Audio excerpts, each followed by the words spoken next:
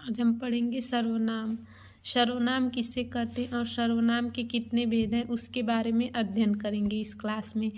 तो सर्व का अर्थ है सभी के नाम, यानी सभी के नाम के बदले जो भी शब्द आएंगे उन्हें हम सर्वनाम कहते हैं। सभी के नाम का मतलब अर्थ होगा संज्ञा के बदले। इसकी परिभाषा ये है सर्वनाम की, जो शब्द संज्ञा के स्थान संज्ञा के बदले प्रयोग किए जाते हैं उन्हें हम सर्वनाम कहते हैं। ये परीक्षा में ये परिभाषा दे देगा, फिर पूछेगा उन्हें क्या कहते हैं, तो उसका आंसर रहेगा उसको हम सर्वनाम कहते हैं। तो हिंदी में कुल 11 सर्वनाम हैं। 11 सर्वनाम कौन कौन से हैं?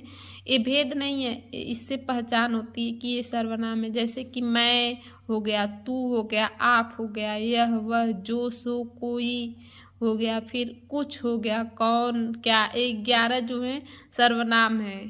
सर्वनाम की इनसे पहचान होती है, इन्हीं से वाक्य बनते हैं। जैसे मैं एक अच्छा लड़का हूँ, आप कहाँ जा रहे हो, तो ये सब सर्वनाम से ही बना है। वाक्य सर्वनाम से इन्हीं सब शब्दों से ही सर्वनाम की पहचान होती है। मैं, तुम, आप, यह, जो, सो, कोई, कुछ, कौन, क्या, ये सब सर्वनाम है। अब पढ़ेंगे सर्वनाम के भेद। सर्वनाम के मुख्यतः प्रयोग के अनुसार अगर पूछेगा तो 6 भेद है, और सिंपल भी पूछेगा सर्वनाम के कितने भेद है तो हम 6 ही बताएंगे। और प्रयोग के अनुसार अगर पूछ देता है तो बच्चे कंफ्यूज हो जाते हैं, तो हम प्रयोग के अनुसार सर्वनाम के 6 भेद हैं, और सिंपल भी पूछेगा सर्वनाम के कितने भेद हैं तो 6 ही भेद बताएंगे। तो 6 भेद कौन कौन से हैं? पुरुषवाचक सर्वनाम, निजवाचक सर्वनाम, निश्चयवाचक सर्वनाम, अनिश्चयवाचक सर्वनाम, संबंधवाचक सर्वनाम और प्रश्नवाचक सर्वनाम, इतने हैं।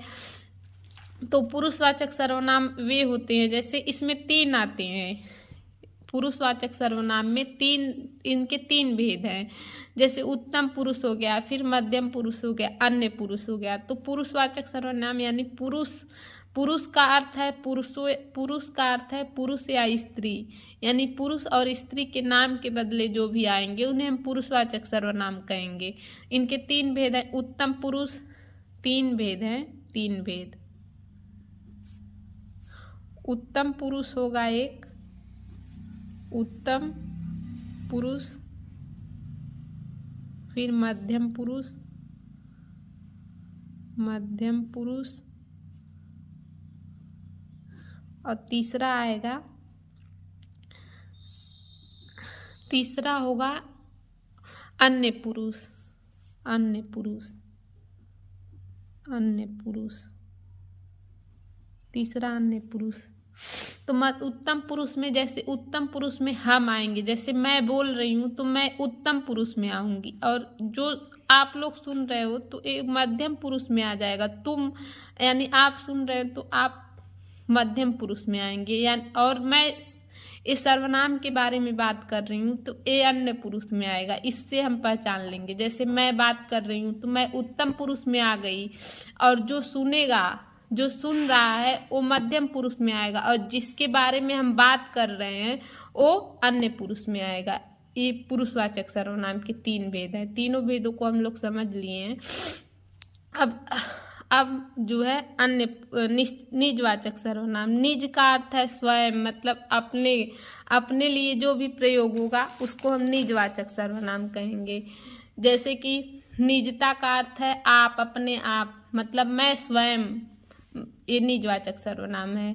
इसके उदाहरण जैसे कि आप भला तो जग भला, ये उदाहरण बहुत प्रचलित है। आप भला तो जग भला, यानी मैं अच्छा तो सब लोग अच्छे हैं, तो ये निजवाचक सर्वनाम का उदाहरण है। आप भला तो जग भला। ऐसे निश्चय का अर्थ होता है, निश्चय का अर्थ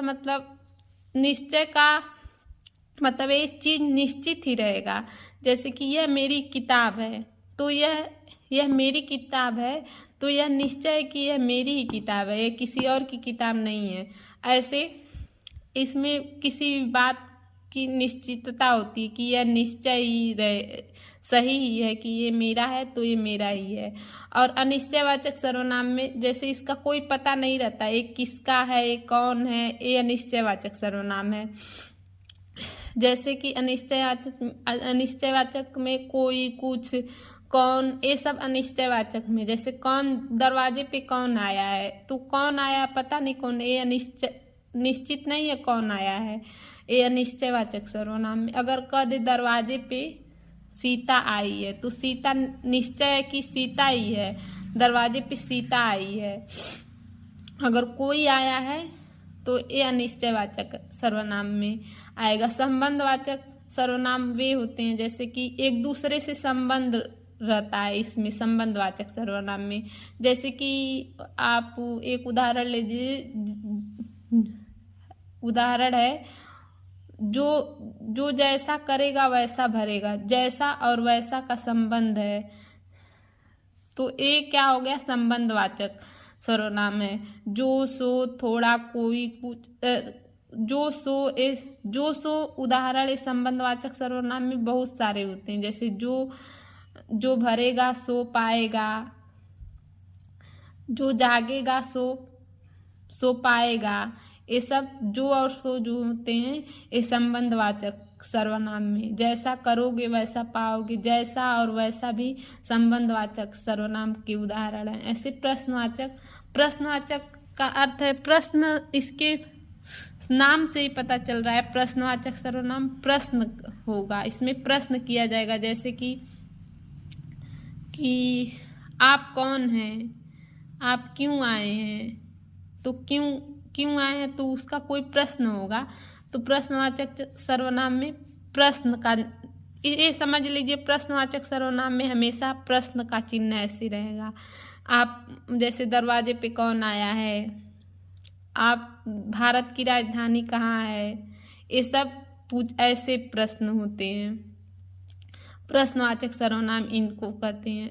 तो आज हम लोग पढ़ लिए सर्वनाम के 6 भेद हैं और 6 भेदों के नाम भी जान लिए और उनके बारे में भी जान लिए। ऐसे पूछेगा कि प्रश्न दे देगा, कोई वाक्य दे देगा कि वह किताब मेरी है, इसमें कौन सा सर्वनाम है, तो वह किताब मेरी है, तो वह निश्चय है कि वह किताब मेरी है, तो वह जो होगा निश्चयवाचक सर्वनाम में हो जाएगा। ऐसे प्रश्न दे देगा कि जो भरेगा सो पाएगा, तो इसमें हम कौन सा सर्वनाम लगाएंगे, तो संबंधवाचक सर्वनाम। ऐसे प्रश्न देते हैं परीक्षा में, तो हमको भूलना नहीं है। जैसे मैं बताई हूँ वैसे आप लोग अगर ट्राई करेंगे तो आ जाएगा वो सब उस प्रश्न में उत्तर पहचानना आ जाएगा बड़ी ही आसानी से।